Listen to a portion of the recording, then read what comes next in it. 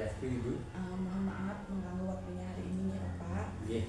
Begini Pak, saya ada tugas mewawancarai beberapa kepala sekolah mengenai praktik pengambilan keputusan yang selama ini Bapak jalankan. Apakah Bapak berkenan untuk menjawab beberapa pertanyaan dari tiang? Siap, Ibu. Terima kasih Bapak nih. Iya. Langsung saja untuk pertanyaan yang pertama, selama ini bagaimana Bapak dapat mengidentifikasi kasus-kasus yang merupakan dilema etika ataupun bujukan moral, Pak? Nah, selama ini kasus-kasus yang bersifat dilema atau dilema etika, itu kita lihat dari perbedaan situasinya,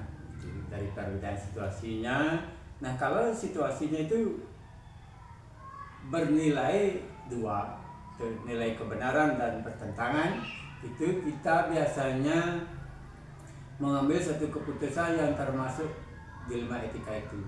Jadinya kita selalu berpegang pada nilai benar atau nilai salah. Baik Bapak. Nah, selama ini bagaimana Bapak menjalankan pengambilan keputusan di sekolah, terutama untuk kasus-kasus di mana ada dua kepentingan yang sama-sama benar nih Pak, yang sama-sama merupakan mengandung nilai kebajikan. Nah, apabila ada kasus yang seperti itu, Bapak selalu mengambil yang namanya skala prioritas dari kasus tersebut. Nah, kalau kasus itu sifatnya penting dan mendadak itu terjadi, itulah yang kita dahulukan dulu. Untuk langkah-langkah atau prosedurnya seperti apa yang biasanya Bapak lakukan selama ini? Nah, selama ini langkah-langkah atau prosedur yang Bapak lakukan, yang pertama itu misalnya kita harus bisa mengidentifikasi permasalahannya. Ya, kita identifikasi kasus-kasusnya itu, apakah kasus itu sangat berat atau masih kita bisa anggap ringan lah begitu. Kita identifikasi. Kemudian yang kedua itu kita pahami dan kita juga berkomunikasi dengan orang yang mengadakan atau mengalami kasus-kasus tersebut, begitu Bu. Untuk selanjutnya, hal-hal apa yang selama ini Bapak anggap efektif dalam pengambilan keputusan pada kasus-kasus dilema etika, Pak? Hal-hal yang dianggap efektif dalam pengambilan keputusan yang dianggap sebagai suatu dilema etika, itu yang pertama itu kita tetap selalu mengadakan komunikasi atau berkomunikasi dengan pihak-pihak yang mengalami kasus. Nah, kemudian kita juga tetap berkomunikasi dengan guru-guru gitu. Ya, guru-guru atau teman-teman di sekolah, stakeholder di sekolah, agar nanti kasus-kasus itu kita bisa selesaikan. Kita tetap juga sebagai kepala sekolah harus minta persetujuan atau petunjuk-petunjuk dari rekan-rekan guru gitu. Terus lalu hal-hal apa saja yang selama ini merupakan tantangan bagi Bapak nih dalam mengambil suatu keputusan Pak pada kasus-kasus yang merupakan kasus dilema etika?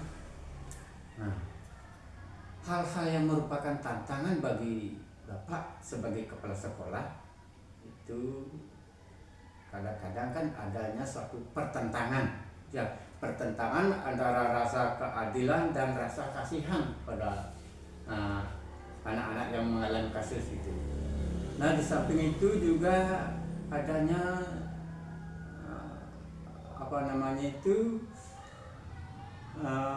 yang bernilai benar dan kesetiaan. Itu ada rasa kebenaran dan kesetiaan. Nah, di samping itu kita juga dihadapkan pada tugas pokok kita sebagai ASN dengan masyarakat. Ya, jadi itulah dilema-dilema kita dalam menangani kasus-kasus yang sifatnya dilema etika. Apakah Bapak memiliki sebuah jadwal tertentu nih Pak dalam penyelesaian sebuah kasus? Misalnya Bapak sekarang menemukan kasus nih, apa dijadwalkan penyelesaiannya, apa langsung hari itu diselesaikan? Nah, itu tergantung situasinya Bu. Nah, kalau situasinya kita anggap mendesak, ya harus apa namanya itu harus diselesaikan cepat gitu. Kita langsung kita eksekusi. Ya, kasusnya itu kita langsung saja kita eksekusi. Sudah barang tentu kita tetap juga berkomunikasi, berkomunikasi, kerjasama, kolaborasi dengan rekan-rekan guru gitu Bu. Mika, adakah seseorang yang atau faktor-faktor yang selama ini mempermudah Bapak dalam mengambil keputusan Bapak? Oh, sudah barang tentu kita di sekolah tetap selalu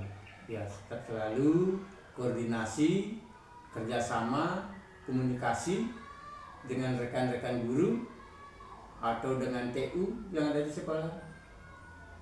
Kita duduk bersama mencari penyelesaian daripada kasus-kasus yang bersifat dilema etika. Baik Bapak, ini pertanyaan terakhir dari semua hal yang telah Bapak sampaikan dalam wawancara Niki, pembelajaran apa yang dapat Bapak petik atau pengalaman dalam Bapak mengambil keputusan dilema etika Pak? Nah, pembelajaran yang dapat dipetik dari kasus-kasus yang bersifat dilema etika yaitu yang pertama tugas kita sebagai pegawai negeri sudah barang tentu kita harus tetap selalu berkoordinasi, komunikasi yang baik, kerjasama dengan rekan guru-guru dalam menyelesaikan persoalan-persoalan itu. Terima kasih atas waktu dan kesediaannya Bapak untuk membantu saya menyelesaikan tugas ini. Mohon maaf jika selama proses wawancara Niki ada tutur kata yang tidak berkenan di hati. Saya mengucapkan ini Pak. Terima kasih Bu. Sekian juga minta maaf seandainya tadi dalam melakukan wawancara, dalam menjawab pertanyaan-pertanyaan Ibu mungkin ada yang kurang berkenan, mohon dimaafkan. Nah, saran tiang sebagai ibu nanti tetap seandainya nanti diangkat menjadi kepala sekolah atau dipercaya menjadi kepala sekolah, koordinasi, kerjasama, komunikasi yang baik dengan rekan guru dan staf PU yang dari sekolah itu tolong dijaga dengan baik. Ya Bu ya, karena itu sebagai bekal Ibu nanti sebagai seorang pemimpin. Ini Bapak terima kasih. Nanti jikalau nanti ini Pak yang sebagai diangkat atau dipercaya nanti tiang banyak belajar lagi sama Bapak. Terima kasih Pak. Om Santi Santi Om. Om Santi Santi Om.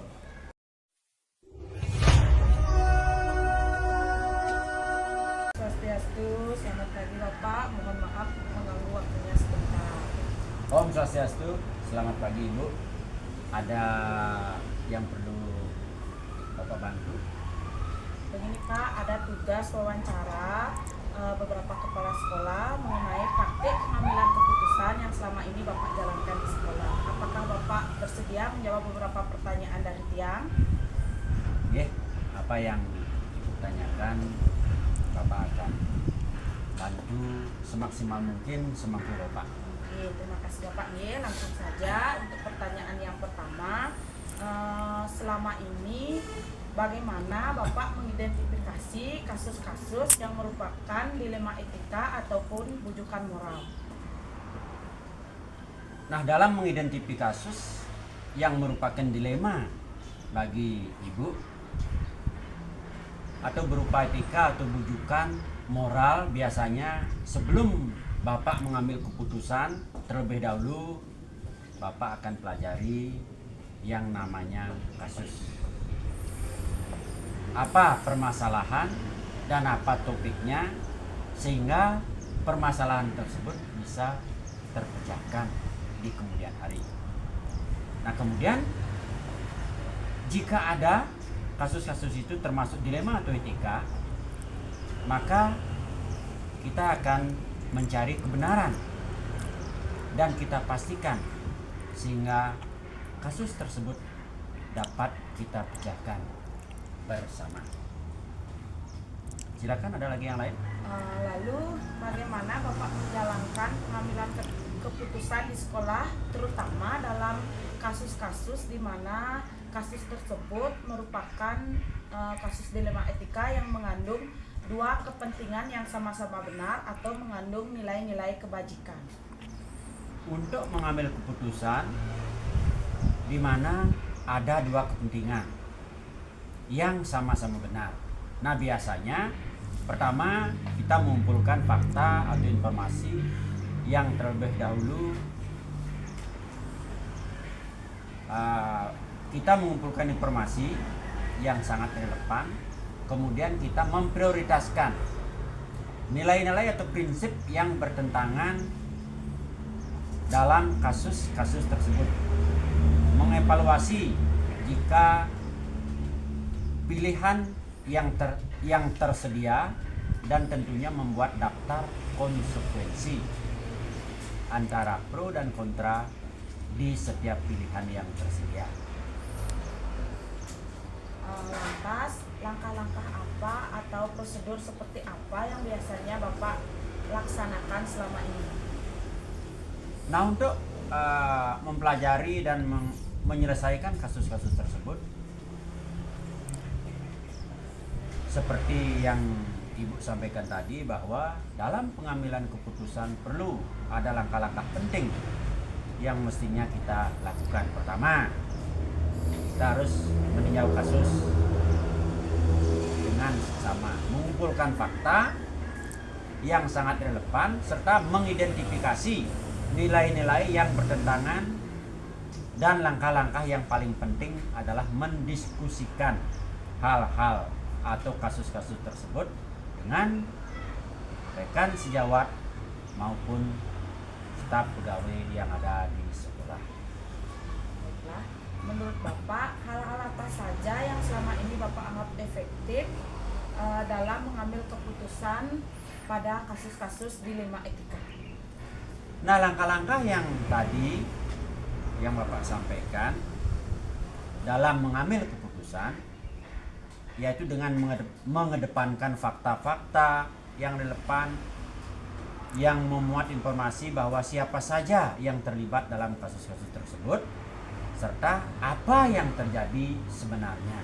Nah, oleh karena itu di sini perlu kita mengadakan pertimbangan bagaimana kasus itu bisa dipandang dari berbagai sudut, entah itu si pelaku, si korban, ataupun yang lainnya. Nah, pertimbangan dan pilihan solusinya adalah tersedia dengan segala konsekuensinya, dan nantinya kita akan mengambil keputusan yang bisa disepakati bersama antara si pelaku, si korban, dan juga Dewan Guru beserta staf pegawai yang ada di sekolah kita. Baik, nah sekarang menurut Bapak, hal-hal apa saja yang selama ini merupakan tantangan saat Bapak mengambil keputusan pada kasus-kasus dilema etika? Nah, yang menjadi tantangan dalam mengambil keputusan adalah adanya perbedaan pendapat atau pandangan dari rekan-rekan guru atau pegawai, staf stakeholder, yang menyebabkan terjadinya pro dan kontra serta konsekuensi yang berbeda dari setiap pilihan serta solusi yang mereka utarakan. Lalu, apakah Bapak memiliki jadwal khusus dalam penyelesaian kasus tersebut? Nah, misalnya sekarang Bapak memiliki kasus nih, apa ada jadwalnya untuk menyelesaikan, apa langsung diselesaikan? Nah, bagaimana bentuk Bapak menjalankan penyelesaian kasus tersebut? Jika jadwal yang adik tanyakan, jelas jadwal itu tentunya tidak mungkin ada. Nah, itu semua tergantung dari permasalahan. Jika permasalahannya ringan dan dapat diselesaikan seketika, maka akan kami lakukan dan kami selesaikan di tempat tanpa mengulur-ulur waktu. Jika permasalahannya agak rumit, perlu direncanakan dan dijadwalkan. Baik, adakah seseorang atau faktor-faktor yang selama ini mempermudah atau membantu Bapak dalam mengambil keputusan pada kasus-kasus dilema etika? Ya, jelasnya tentu ada orang atau faktor yang selama ini mempermudah kita dalam mengambil keputusan. Tidak lain adalah rekan-rekan kita yang ada di sekolah serta kita bisa juga kita fungsikan orang tua murid atau atasan langsung di tempat kerja kita. Nah, dari semua yang telah Bapak sampaikan, pembelajaran apa yang selama ini Bapak petik dari pengalaman Bapak mengambil keputusan dilema etika? Dari dilema etika tersebut dapat kita petik, dapat kita lakukan sebagai pembelajaran yang sangat berharga sekali adalah dimana ketika kita menghadapi situasi dilema etika, banyak hal yang harus menjadi pertimbangan sebelum kita mengambil keputusan.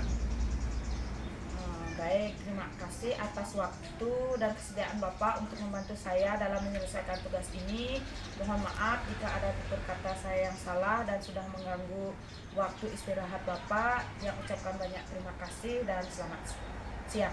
Oke, Bu Noni, sama-sama. Semoga apa yang Ibu cita-citakan, apa yang Ibu inginkan, semoga bisa tercapai.